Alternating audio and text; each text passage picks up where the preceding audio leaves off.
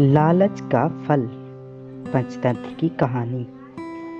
किसी नगर में हरिदत्त नाम का एक ब्राह्मण निवास करता था। उसकी खेती साधारण ही थी, अतः अधिकांश समय वह खाली ही रहता था। एक बार ग्रीष्म ऋतु में वह इसी प्रकार अपने खेत पर वृक्ष की शीतल छाया में लेटा हुआ था। सोए सोए उसने अपने समीप ही सर्प का बिल देखा।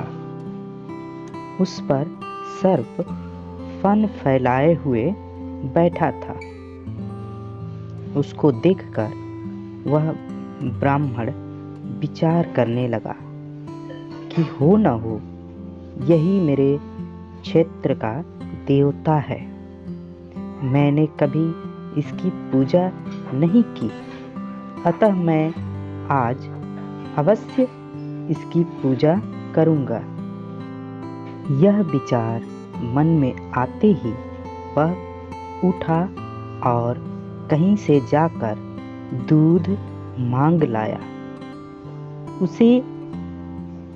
उसने एक मिट्टी के बर्तन में रखा और बिल के समीप जाकर बोला, हे क्षेत्रपाल, आज तक मुझे आपके विषय में मालूम नहीं था, इसलिए मैं किसी प्रकार की पूजा अर्चना नहीं कर पाया।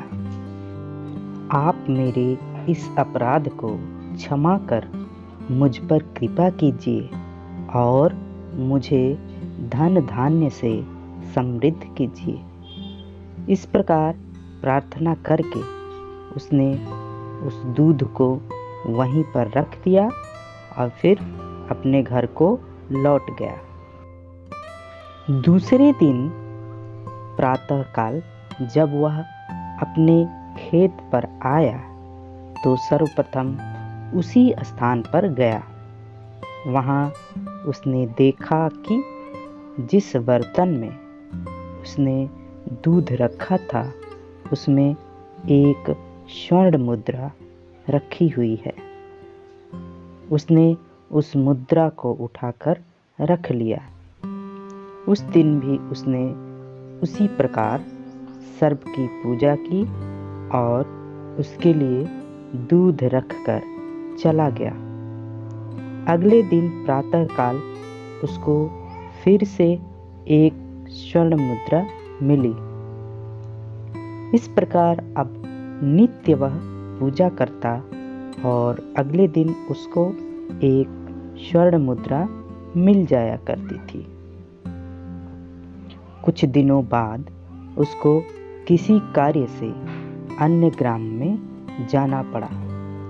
उसने अपने पुत्र को उस स्थान पर दूध रखने का निर्देश दिया।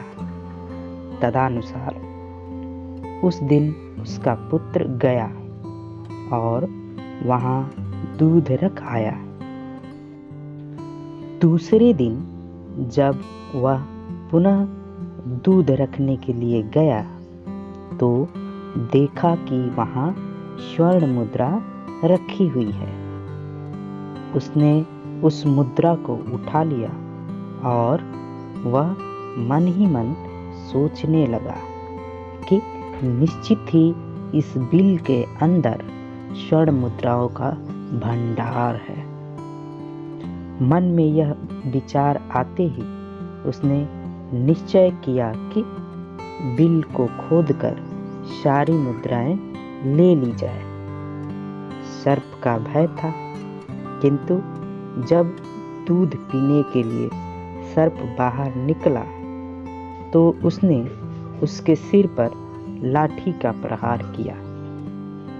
इससे सर्प तो मरा नहीं और इस प्रकार से क्रुद्ध होकर उसने ब्राह्मण पुत्र को अपने विष भरे दांतों से काटा कि उसकी तत्काल मृत्यु हो गई। उसके संबंधियों ने उस लड़के को वहीं उसी खेत पर जला दिया। कहा भी जाता है लालच का फल कभी मीठा नहीं होता है। सीख, लालच बुरी बला है। तो दोस्तों, ये थी आज की कहानी। मिलते हैं एक और कहानी में अगली वीडियो में। तब तक के लिए नमस्कार।